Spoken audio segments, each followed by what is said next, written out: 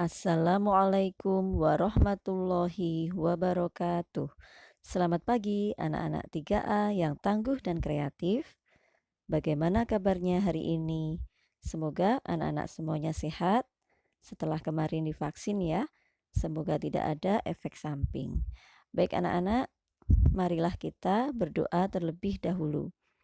A'udzubillahi minasyaitonirrajim. Bismillahirrahmanirrahim. Raditu billahi robba wa bil islami dina wa bi muhammadin nabiyya wa rasula. Rabbi sidni ilma warzuqni fahma. Amin. Baik anak-anak, untuk hari ini kita akan belajar tema 6, subtema 1, pembelajaran 5 dan 6. Silakan anak-anak menyiapkan buku cetak dan alat tulisnya. Oke anak-anak, silakan dibuka halaman 21. Kita mulai dari pembelajaran 5. Ada sebuah teks, kita baca dulu. Minyak bumi dan gas. Minyak bumi dan gas merupakan sumber daya alam yang tersimpan di bawah permukaan bumi. Minyak bumi juga digunakan sebagai bahan bakar untuk kebutuhan rumah tangga, bahan bakar untuk industri, dan bahan bakar untuk kendaraan. Bahan bakar minyak yang biasanya digunakan untuk kebutuhan rumah tangga adalah bahan bakar minyak tanah dan juga gas LPG atau liquid petroleum gas. Sumber energi minyak bumi dan gas termasuk sumber energi yang akan habis dan tidak dapat diperbarui. Untuk itu, kita perlu melakukan penghematan terhadap penggunaannya. Nah, sekarang kita jawab soal di bawahnya. Silakan anak-anak menyimak, mendengarkan suara Buranum, kemudian nanti menuliskan jawabannya sendiri, ya. Nomor 1. Di manakah terdapat sumber energi minyak bumi dan gas? Di mana terdapatnya ya? Tadi di sini ada. Nah, ini. Tersimpan di bawah permukaan bumi, ya, di bawah permukaan bumi. Nomor 2, apa topik pembahasan dari teks tersebut? Teks yang kita baca tadi membahas tentang apa anak-anak? Ya, tentang minyak bumi dan gas. Nomor 3, apa bahan bakar motor, mobil, dan pesawat? Tentunya anak-anak tahu ya, apa bahan bakar motor, mobil, dan pesawat? Ya, kalau motor dan mobil bahan bakarnya ada bensin ya, adalah bensin. Ada juga mobil yang menggunakan solar. Kalau pesawat bahan bakarnya adalah aftur.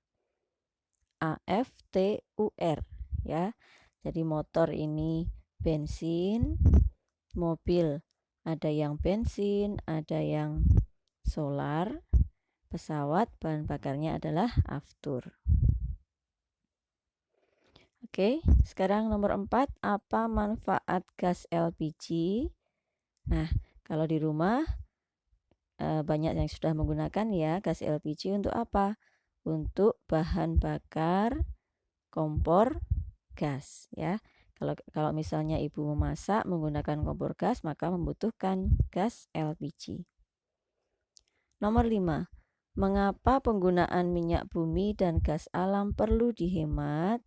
Ya, kita perlu menghemat penggunaan minyak bumi dan gas alam karena sumber energi ini termasuk sumber energi yang akan habis dan tidak dapat diperbarui. Karena minyak bumi dan gas alam termasuk sumber energi yang akan habis dan tidak dapat diperbarui. Jadi penggunaannya kita perlu menghemat, ya. Kemudian yang B, tuliskan informasi penting pada setiap paragraf teks tersebut. Paragraf 1. Ya, yang dinamakan paragraf 1 adalah yang ini anak-anak. Jadi bacaan ini terdiri dari 2 paragraf ini. Yang pertama paragraf 1 ini yang atas. Ya, 1, 2, 3, 4, 5. 5 baris ini disebut paragraf 1. Kemudian yang bawah ini 1, 2, 3, 4, 5, 6. 6 baris bawahnya ini adalah paragraf 2. Kalian bisa membedakannya dengan melihat ini penulisan dari kalimat pertama ini agak menjorok ke dalam seperti ini ya. Ini penulisan minyak dan penulisan bahan bakar. Ini untuk menandakan ganti paragraf, pergantian paragraf ya. Untuk paragraf 1, informasi pentingnya adalah ini ya, minyak bumi dan gas merupakan sumber daya alam yang tersimpan di bawah permukaan bumi. Ini boleh yang ini, boleh juga yang kedua. Minyak bumi digunakan sebagai bahan bakar untuk kebutuhan rumah tangga, kebutuhan industri, dan untuk kendaraan. Jadi kalau menulis informasi penting itu tidak harus sama dengan kalimat yang ada di sini. Boleh kalian membuat kalimat sendiri, yang penting isinya sama dengan isi dari paragraf ini, ya.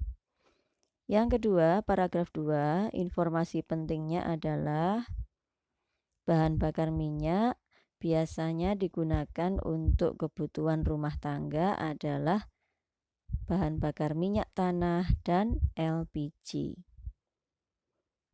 Boleh kalian tulis itu, atau juga sumber energi minyak bumi dan gas termasuk sumber energi yang akan habis dan tidak dapat diperbarui. Nah, itu informasi yang kedua di paragraf 2.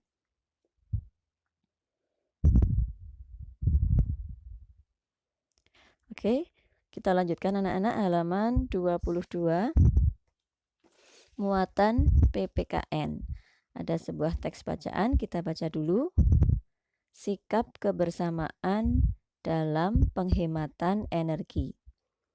Sikap kebersamaan merupakan bagian dari persatuan dan kesatuan bangsa. Contoh perilaku, rasa kebersamaan adalah adanya rasa tanggung jawab melakukan kewajiban dalam penggunaan sumber energi. Misalnya, kesadaran masyarakat untuk menggunakan kendaraan umum daripada kendaraan pribadi. Nah, ini anak-anak ya. Salah satu cara untuk menghemat energi, yaitu bahan bakar kendaraan bermotor adalah ini, menggunakan kendaraan umum. Ya, sehingga bisa mengurangi penggunaan kendaraan pribadi. Kemudian halaman 23, ini merupakan sikap dalam penghematan penggunaan sumber energi dari minyak bumi yang tidak dapat diperbarui. Baik, sekarang kita akan memberi tanda centang untuk pernyataan yang benar. Nomor 1. Kewajiban setiap individu dalam menghemat energi dengan penggunaan yang bijak. Bijak itu artinya menghemat dan hati-hati. Berarti ini jawabannya benar. Centang. Nomor 2, menjalankan kewajiban dalam penggunaan energi dengan baik, mampu menjaga ketersediaan sumber energi di masa datang. Kalau kita menggunakan energi dengan baik, dengan hemat, maka ketersediaan sumber energi di masa yang akan datang pun akan terjamin, ya, benar. Centang.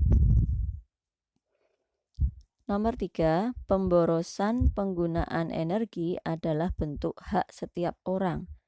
Nah, tidak boleh ya kita menggunakan energi dengan boros. Kita biarkan. Nomor 4, hak masyarakat menikmati energi listrik tentu didukung dengan kewajiban pihak PLN dalam memenuhi hak konsumen. Nah, kalau kita mau pakai energi listrik, tentunya kita menggunakan fasilitas dari PLN, Perusahaan Listrik Negara. Ini benar ya, centang. Nomor 5, energi listrik akan makin berkurang jika kesadaran dalam menjalankan kewajiban seseorang berkurang. Nah, kalau banyak orang yang tidak sadar untuk menghemat energi listrik, maka energi listrik lama-kelamaan akan semakin berkurang. Ini juga benar, centang. Oke, sekarang anak-anak amati gambar yang di bawah ini ya. Nah, di sini anak-anak bisa melihat gambar apa? Ya, ada seorang anak sedang menonton televisi di siang hari. Namun, meskipun jendela terbuka, lampu dibiarkan tetap menyala. Kipas angin dan radio juga dinyalakan. Nah, berarti ini televisi, kipas, radio, lampu, sementara jendelanya dibiarkan terbuka seperti ini ya. Bagaimana sikapmu terhadap perilaku anak tersebut? Kalian setuju tidak dengan perilaku anak ini? Tentunya tidak ya. Berarti kalian tulis saya tidak setuju. Apa yang dilakukan supaya sebagai upaya menghemat energi? Apa yang harus dilakukan untuk menghemat energi? Nah, seperti ini tadi kan memboroskan energi ya, tidak menghemat energi. Yang harus kita lakukan adalah ini ya, 1, mematikan lampu, kemudian mematikan kipas angin. Karena dari jendela ini kita sudah mendapatkan penerangan dari cahaya matahari dan udara atau angin juga bisa keluar masuk ke dalam ruangan ya. Kemudian radio atau televisi, salah satunya kita matikan. Kalau memang mau menonton televisi, maka radionya kita matikan. Nah, seperti itu ya anak-anak ya, cara menghemat dari perilaku anak dalam gambar ini. Baik, kita lanjutkan anak-anak ya, halaman 24, muatan matematika. Kali ini kita akan menghitung waktu dalam jam. Perhatikan contoh berikut ini. Jam menunjukkan pukul 21.00 atau jam 9 malam. Waktunya bagi Riko untuk tidur. Riko selalu mematikan lampu saat akan tidur. Riko bangun pagi pada pukul 05.00. Ia lalu menyalakan lampu. Berapa lama Riko mematikan lampu kamar? Nah, ini sama saja dengan kita menghitung lamanya waktu dari mulai Riko tidur sampai dengan bangun tidur ya. Caranya seperti ini. Pukul 21.00 lampu dimatikan dan pada pukul 05.00 lampu dinyalakan. Dari pukul 5 ke pukul 24.00 atau 00.00 ini adalah pukul 12 malam ya. Dari pukul 5 pagi ke pukul 12 malam ini kita menghitungnya seperti ini. 05.00 dikurangi 00.00. Ini nolnya kurang 1 lagi ya. 5 kurangi 0 sama dengan 5 jam. Dari pukul 24 atau pukul 12 malam ke pukul 21 atau pukul 9 malam, kita menghitungnya seperti ini. 24 dikurangi 21 sama dengan 3 jam. Jadi, lama Riko mematikan lampu adalah 5 ditambah 3 sama dengan 8 jam.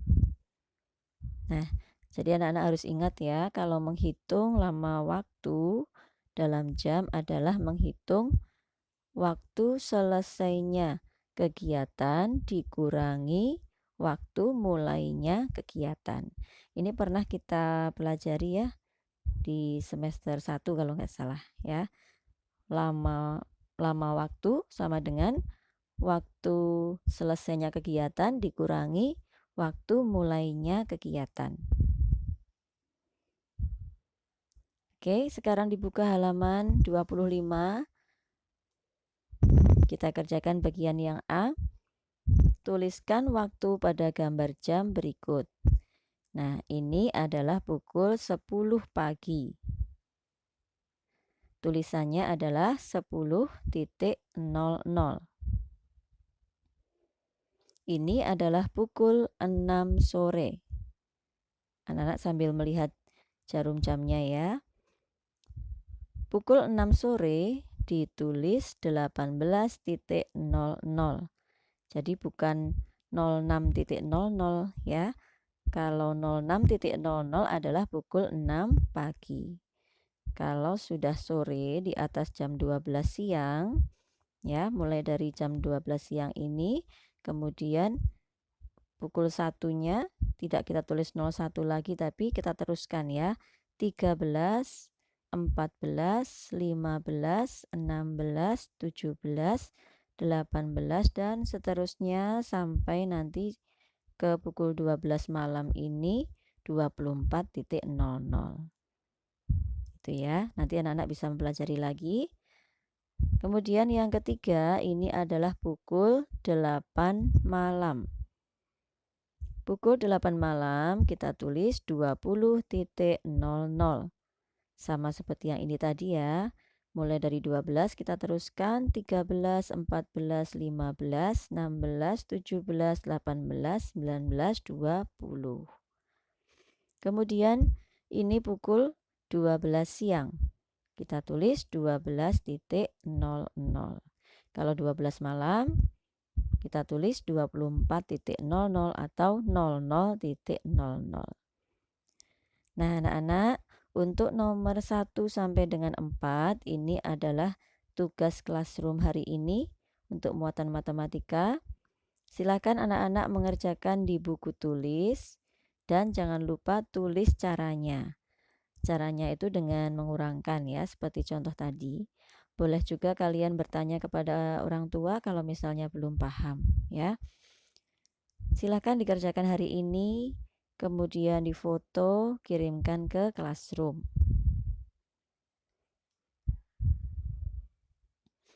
Baik, sekarang bawahnya.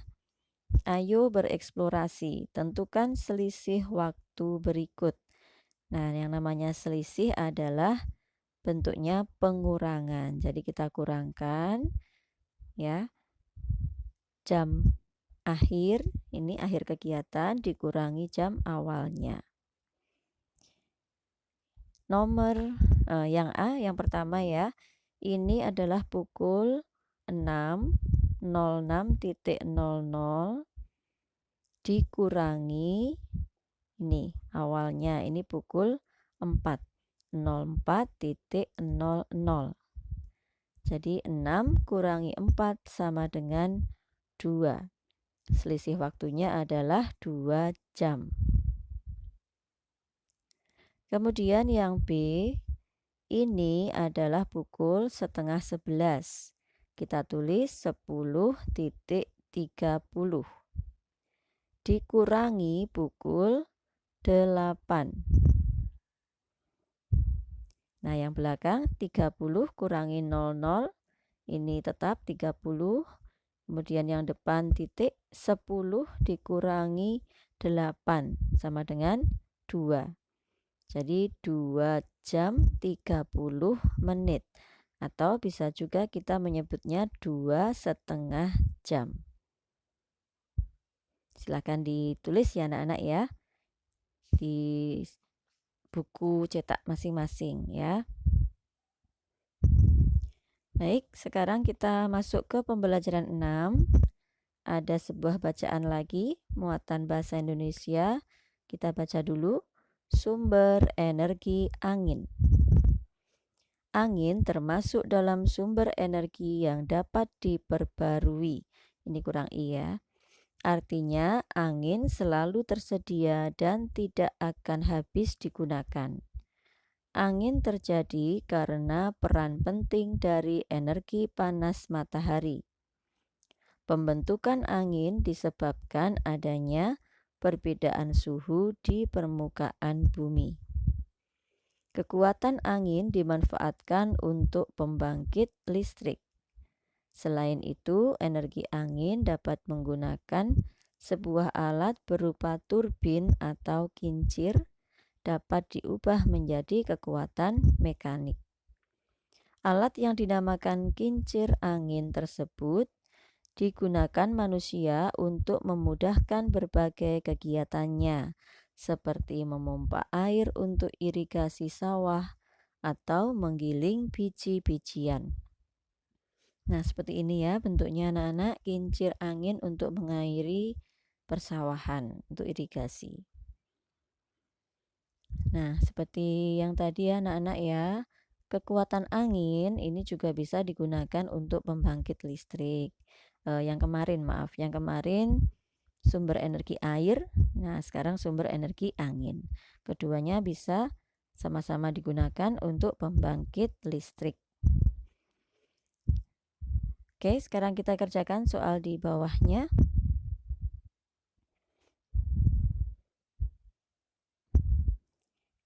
Nomor 1. Titik-titik termasuk sumber energi yang dapat diperbarui. Apa jawabannya? Ya, ini jawabannya adalah angin. Nomor 2. Pembentuk terjadinya angin, ini bukan angina ya, A-nya salah, ini dicoret saja. Pembentuk terjadinya angin di bumi adalah adanya perbedaan apa tadi? Ini ya, perbedaan suhu. Silakan ditulis suhu. Nomor 3. Alat untuk mengubah energi angin menjadi kekuatan mekanik berupa apa ya? Ini tadi namanya apa? Ya, kincir. Nomor 4. Penggunaan energi angin tidak menimbulkan polusi. Polusi itu pencemaran. Kita menggunakan energi angin tidak menimbulkan pencemaran apa? Ya, jawabannya udara. Nomor 5. Kincir angin digunakan manusia untuk memompa air, mengairi sawah. Nah, ini sepertinya ini salah soal ya, nomor 5 ya, jadi kita lewati saja. Nah, anak-anak, untuk tugas classroom yang kedua hari ini, muatan bahasa Indonesia, silakan anak-anak menyusun kata-kata ini menjadi kalimat yang benar. Silakan anak-anak mengerjakan ini di buku tulis. Tulis kalimat yang benar di buku tulis. Menulisnya sudah menjadi kalimat yang benar ya. Difoto dan dikirimkan ke classroom. Kita lanjutkan muatan PPKN. Pentingnya menghemat energi. Setiap orang memiliki hak untuk menggunakan energi bagi kebutuhan hidupnya. Di rumah, kamu memiliki hak menyalakan lampu atau televisi.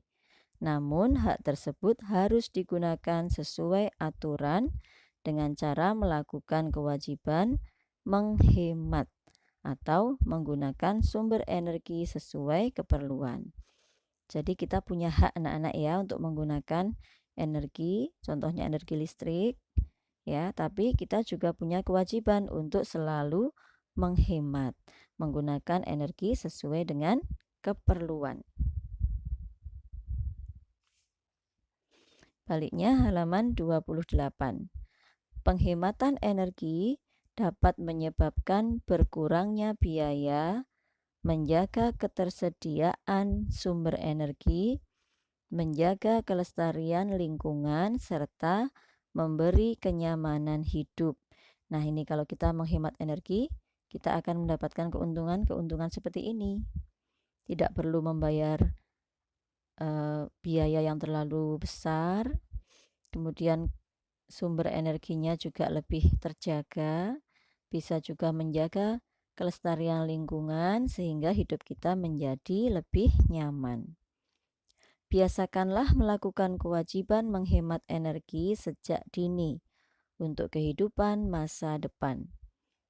Kewajiban ini tidak hanya dilakukan di rumah, tetapi juga di sekolah dan tempat umum. Sekarang kita beri tanda centang, mana gambar yang menunjukkan hak menggunakan energi. Yang pertama, ini anak sedang bermain-main air, dibuang percuma begitu saja ya. Yang ini bak kamar mandi, airnya sampai meluap-luap seperti ini. Ini bukan hak ya, ini juga bukan. Yang ketiga, pada malam hari, anak ini belajar menggunakan lampu. Nah, ini yang termasuk hak, silahkan dicentang. Oke, anak-anak centang sendiri ya. Kemudian yang keempat, ini televisi menyala, namun anak-anak ini tidak menonton, malah mereka bermain sendiri. Ya, ini juga tidak boleh dilakukan. Jadi yang merupakan hak cuma satu gambar saja yang ini. Sekarang yang B, kita jawab soalnya. Nomor 1, setiap titik-titik memiliki hak akan sumber energi. Jawabannya adalah orang. Nomor 2, yang sering kita manfaatkan adalah BBM, gas, dan listrik. Jawabannya adalah energi. Nomor 3, titik-titik harus digunakan sesuai aturan. Apa ya jawabannya anak-anak ya? Ini harusnya energi ya, ini ya. Energi. Bentar ya, ini juga energi seharusnya ya, sebentar. Nomor 4, menjaga kelestarian sumber energi merupakan kewajiban bersama. Oh, ini maaf anak-anak. Yang nomor 3 ini jawabannya adalah hak. Hak harus digunakan sesuai aturan, ya. Oke, sudah selesai. Sekarang kita lanjutkan langsung ke halaman 29 yang matematika. Ini sama seperti tadi ya, menghitung lama waktu perjalanan. Rido berangkat les berjalan kaki pada pukul 06.30 atau setengah 7. Sampai di tempat les pukul 06 lebih 45 menit. Pukul 6 lebih 45 menit. Berapa lama perjalanan Rido ke tempat les? Cara menghitungnya sama seperti tadi. Waktu sampai di tempat les dikurangi waktu berangkat ke tempat les. 06.45 dikurangi 06.30 sama dengan 15 menit. Ini ya, 45 kurangi 30, 15. Jadi lama perjalanan Rido ke tempat les adalah 15 menit. Halaman 30. Yang ini saja anak-anak, langsung ke bagian yang B ya. Rima berangkat ke pasar pukul 06.10. Selama 20 menit perjalanan Rima sampai di pasar. Pukul berapa Rima sampai di pasar?